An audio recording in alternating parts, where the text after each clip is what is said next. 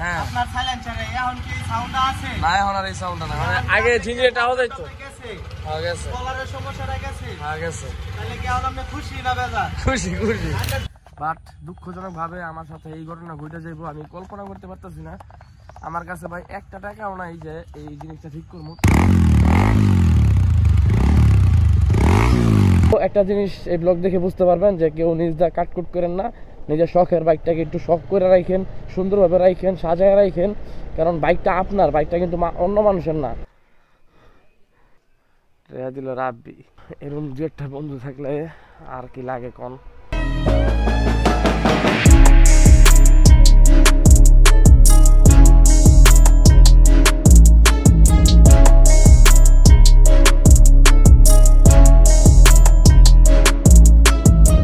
Hello guys আসসালামু আলাইকুম আশা করি ভালো আছেন আলহামদুলিল্লাহ অনেক ভালো আছি তো চলে এসেছি নতুন একটি ব্লগ নিয়ে ব্লগ নাম্বার 100 তো 100 নাম্বার ব্লগে কিন্তু আমরা এসে পড়ছি তবে অনেক দুঃখজনক একটা ব্যাপার আমার সাথে হয়ে গেছে ভাবছিলাম যে 100 নাম্বার ব্লগ অনেক স্পেশাল ভাবে করব বাট যে স্পেশাল ভাবে হয়েছে এটা বলার বাইরে আমি আমার কল্পনার বাইরে স্পেশাল হয়ে যায় আমি আমাদের ব্লগ করি সাহায্য ওই জায়গায় ভিডিও করতেছে তো যেটা নিয়ে আজকে ব্লগ করতেছি এটা হলো আজকে আমার সাথে অনেক একটা বড় দুর্ঘটনা হয়েছে আজকে না কালকে একটা বড় একটা দুর্ঘটনা হয়ে গেছে যে আমার বাইকের যে সাইলেন্সারের পাইপটা আছে ওইটার পার্টিশনটা নষ্ট হয়ে গেছে তো ভাবছিলাম যে 100 নাম্বার ব্লগ আমরা অনেক সুন্দরভাবে করবো কেক টেক কাইটা বন্ধু বান্ধব সব নিয়ে কিন্তু সবাই আমার ব্লগে সামিল ছিল সবাই আমরা একসাথে শুরু করছিলাম ব্লগটা বাট দুঃখজনক ভাবে আমার সাথে এই ঘটনা ঘটে যাইবো আমি কল্পনা করতে পারতেছি না আমার কাছে ভাই একটা টাকাও নাই যে এই জিনিসটা ঠিক করবো তো আমি দেখাই যে আমার বাইকের কি একটা সমস্যা হয়েছে আর এই জায়গায় শাহেদ আছে আমি আর শাহেদ এখন আজকে লেদে দিতেছি ঠিক করতে এই যে বাইক শখের বাইকটা যখন নষ্ট হয়ে যায় ভাই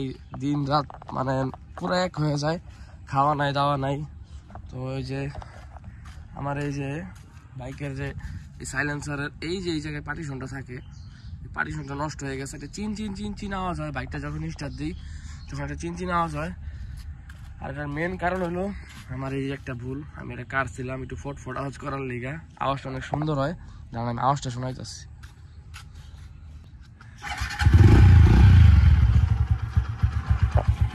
এই জায়গা থেকে চিন চিন আওয়াজ আছে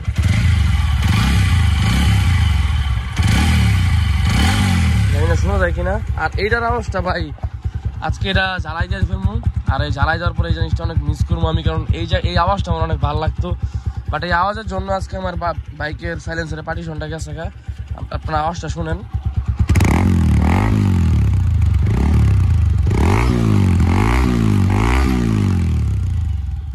আওয়াজটা কিন্তু অনেক সুন্দর বাট আজকে এই আওয়াজটা জ্বালাই দিয়ে ফেলবো সাইলেন্সারে জ্বালাই দিয়ে ফেলবো আমার সাথে শাহেদ আর এখন আমি আর শাহেদ যেতেছি লেদে না যেতেছি বাইকটা আজকে ঠিক করতে তো আজকে এই নিয়ে ব্লগ মনটা অনেক খারাপ টাকা পয়সা অনেক কষ্টে ম্যানেজ করছি আমার কাছে কোনো টাকা পয়সা নাই আমার বন্ধু বান্ধব আমার অনেক হেল্প করছে তো এখন যাই আর আপনারা দেখেন যে এই ব্লগে দেখতে পারবেন যে সাইলেন্সারের পার্টিশন গেলে কেমনি আপনারা ঠিক করবেন আর আপনার কাছে কত টাকা নিবে সব কিছু আপনাদেরকে বলবো আর কীভাবে পার্টিশন ঠিক করে এটা আপনারা আজকে দেখতে পারবেন তো এই ব্লগটা আপনাদের জন্য উপকার হতে পারে তো যারা চ্যানেলটি নতুন দেখতেছেন বা ভিডিও নতুন দেখতেছেন তারা চ্যানেলটি সাবস্ক্রাইব করে দেন এবং পেজটা ফলো দিয়ে দেন ব্লগটা এনজয় করেন ব্লগটা অনেক মজার হবে অনেক সুন্দর হবে আপনাদের জন্য উপকার হতে পারে তো এখন আমরা যাই লেদে অলরেডি 10:30 বেজে আছে তো চলেন যাওয়া যাক লেদে লেদে লেদে দিতে লেদে লেদে এটা চৌরাস্তা তোর যে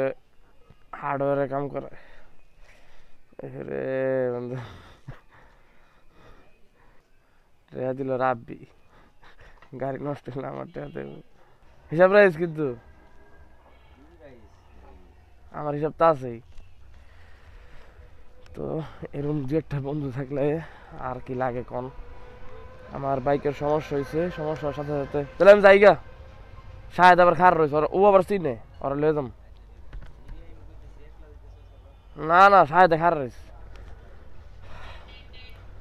তো এরম দু একটা যে বন্ধু লগে থাকে তাইলে আপনার লাইফ আর কি চিন্তা কর তো কালকে রাত্রে আমি এত চিন্তা করছি রে ভাই যে কেমনে ঠিকঠাক করবো আমার তো একটা টাকাও নাই রে ভাই আবার মোবিল চেঞ্জ করতে হবে কিছুদিন পরে তো কেমনে কি করি তো আমি কই তাহলে রাব্বির একটা ফোন দেই যেহেতু রাব্বির কাছে টুকটাক আর কি টাকা পয়সা জমায় অনেকগুলো টাকা বানায় কিন্তু অর্থ আমি এর আগে 5,000 টাকা হাওলাত নিয়েছি টাকা দিছিলাম 2-3 বছর পর, বাট ও আমার এই 2-3 বছরে একটা বারও আমার কাছ থেকে টাকা চায় নাই। তো এখনও আবার আমি ওর কাছ থেকে হাওলা দিলাম 1500 টাকা, যেহেতু লেদের কাজ করাইতে হবে 1500-1000 টাকা মাস্ট লাগবেই। তো আমরা এখন আছি চৌরাস্তা, আর চৌরাস্তায় লেদের দোকান আছে।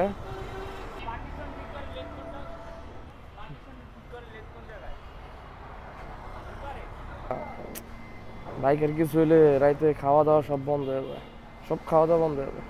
তবে এই সাউন্ডটা আমি একটু মিস করবো, এটা অনেক ভালো একটা লাউড দিত, অনেক মিষ্টি একটা সাউন্ড দিত। লেদের দোকান খুঁজতেছি, আমরা যে লোকেশন আসছিলাম, বাট ওই জায়গায় লেদের কাজ করায় না। শাহেদের যে গাড়ি আসছিল ওইটা লেদের কাজ করাইছে, বাট শাহেদের বড় ভাই আসছিল, যার কারণে শাহেদের দোকানটা চিনে না।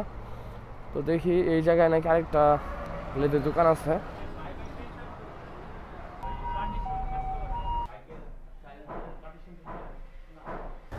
বাইকের সাইলেন্সার পার্টিশন ঠিক করায়, বাইকের সাইলেন্সার পার্টিশন ঠিক করায়, ওই সাইডে তো নাই, বন্ধ দোকান। ভাই বাইকের সাইলেন্সারের পার্টিশন ঠিক করা যায়? এই বড় ভাই, বাইকের পার্টিশন ঠিক করে কোন দোকানে? ভাই বাইকের পার্টিশন ঠিক করে। আল্লাহ আল্লাহ বাসাইছে, আল্লাহ পাইছি। এত খুঁজার পরে এত খুঁজলাম, শেষমেশ কেন পাইলাম? এটা ঝিনঝিন আওয়াজ হয় ভাই।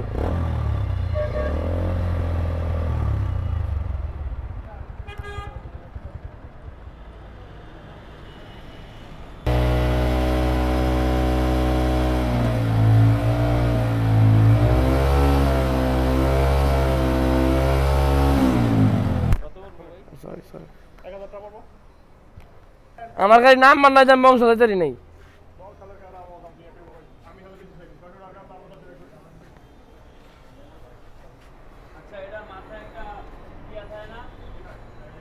গ্যাস কিট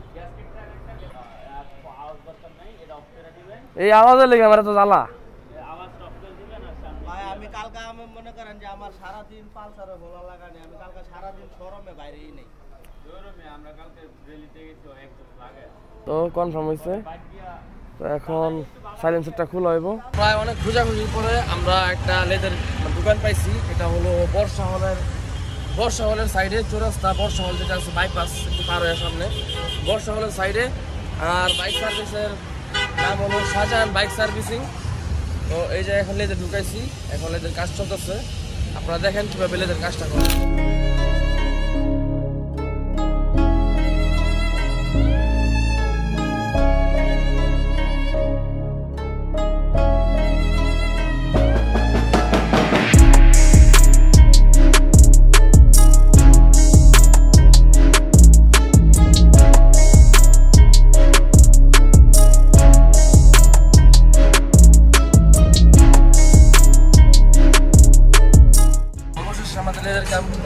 এখন আমাদের সাইলেন্সারটা অ্যাডজাস্ট করবে, আর এখন দেখবো যে সাউন্ড কেমন আসে।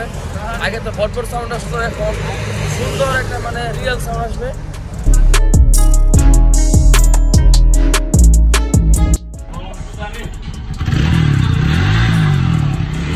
বুঝলা কি ভাই? আমি বুঝি না। হ্যাঁ আপনার সাইলেন্সারে এখন কি সাউন্ড আছে? না, এখন আর এই সাউন্ডটা না, মানে আগে ঝিঞ্জিটা আওয়াজ হইতো। হ্যাঁ গেছে, কলারের সমস্যাটা গেছে। হ্যাঁ গেছে। তাহলে কি এখন আপনি খুশি না বেজার? খুশি খুশি। আমি কালকে ভাত খাই না ভাই এই সাউন্ডের লেগে। আপনি এখন চালায়া তারপরে আবার আমার জানান যে ঠিক আছে কি? যাও সাহেব, একটা রাইড দিয়ে আসো। গাড়ির এখন মোটামুটি অনেক ক্লিয়ার একটা সাউন্ড আসতেছে। আগে যাই টু যে জাস্ট একটু কাটা ছিল, এই যে এই জায়গাটায় একটু মানে দাম আওয়াজ হতো না, আমি পিছু উঠতাম না। এখন মোটামুটি সব সাউন্ড বন্ধ, এখন রিয়েল একটা যে অরিজিনাল যে সাউন্ড, এই সাউন্ড এখন আসতেছে। আর আমি কাজ করাইছি শাহজাহান বাইক সার্ভিসিং পয়েন্ট, এটা হলো চৌরাস্তার বর্ষা হলের একটু এই পাশে আসলে আপনারা পেয়ে যাবেন। সাইলেন্সার কাজ করাইতে, লেদের কাজ করাতে চান তারা এই জায়গায় আসতে পারেন। যারা গাজীপুর আশেপাশে আসছেন, এই যে এই পাশে বর্ষা হল, একটু সামনে আসলে আপনারা পেয়ে যাবেন Shahjahan bike servicing point.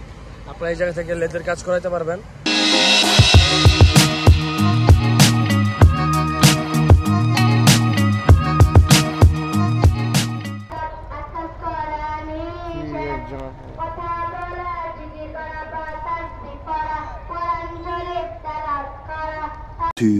hours later. তো আজকের ব্লগটা অনেক ছোটো করে করবো, বিকজ আজকে মানে মন মানসিকতা ব্লগ করার কোনো ইচ্ছা ছিল না, যেহেতু ব্লগ করতেছি প্লাস আমার মোবাইলে চার্জ মার্জ কিছু নাই।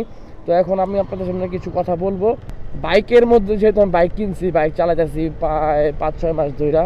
যেই বাইক নিত সেই ধামদা টান মারতো আর হলার মলার উতরা বাইরেতো, আগুন বার করতো পিছন দিয়ে, মানে আমার বাইকের উপর টর্চার গেছে এক পর্যায়ে।